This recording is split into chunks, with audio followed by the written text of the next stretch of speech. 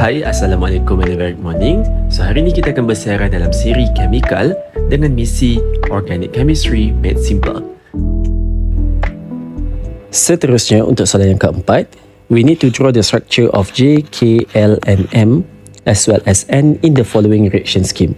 So kita ada ortho-ethyl benzoic acid dan dia akan undergo banyak reaction untuk dapat J, K, L, M, N. Jadi ortho-ethyl benzoic acid kita kena lukis dahulu. Okey, iaitu kita akan ada benzene ring. And then kita akan ada COOH, benzoic acid. Dan ortho ini merujuk kepada nombor 1 dan juga nombor 2. So nombor 1 is benzoic acid. Yang kedua adalah ethyl group, CH2, CH3. Okey, so ini yang kita dapat lah. Okey, so daripada sini kita akan undergo reaction dengan SO2Cl2 in pyridine. Jadi, yang dia akan kacau adalah dekat bahagian C double bond O, OH kat sini. So, OH dia akan gantikan dengan Cl. Yang lain kekal sama sahaja. So, kita akan dapat jawapan J kita yang ini. Seterusnya, kamu ada benzoic acid, ortho-ethyl benzoic acid, kamu react dengan alkohol dan juga H+. Acid react dengan alkohol.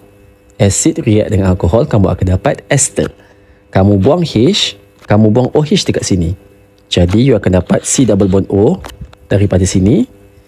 And then, baki dia OCH2CH3, OCH2CH3, dia akan link together.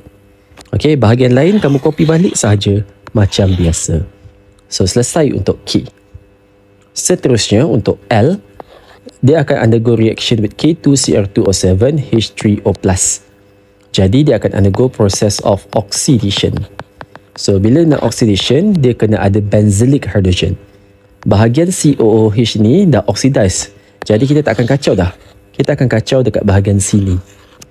Okay, so kalau kamu tengok, di structure akan ada benzylic hydrogen. Carbon yang directly melekat kepada benzene ring, ada hydrogen dekat situ. Jadi, because of this thing, dia boleh oxidize menjadi benzoic acid. Okay. And then seterusnya, kamu react dengan methanemin. Methanemin senang je, CH3, N, H dan juga H. Jadi, apa yang akan berlaku adalah, kamu akan buang satu H, kamu akan buang OH. Jadi, CO tadi, kamu akan terus melekatkan dengan NHCH3 kat sini. Okay? So, yang kamu masukkan adalah yang NCH3, yang hijau ni di sini. Lepas kamu buang satu karbon, tolak satu hidrogen. Lepas tolak satu hidrogen, you akan tinggal NHCH3. Okay? And then seterusnya untuk soalan N, kamu gunakan liah LiAlH4 dan juga H3O+. Jadi daripada carboxylic acid, kamu reduce dapatlah CH2OH. Okay, yang ini tak ada apa-apa kacau pun. Yang kamu kacau hanyalah acid, reduce menjadi alkohol. Okay? So, selesai untuk soalan yang keempat.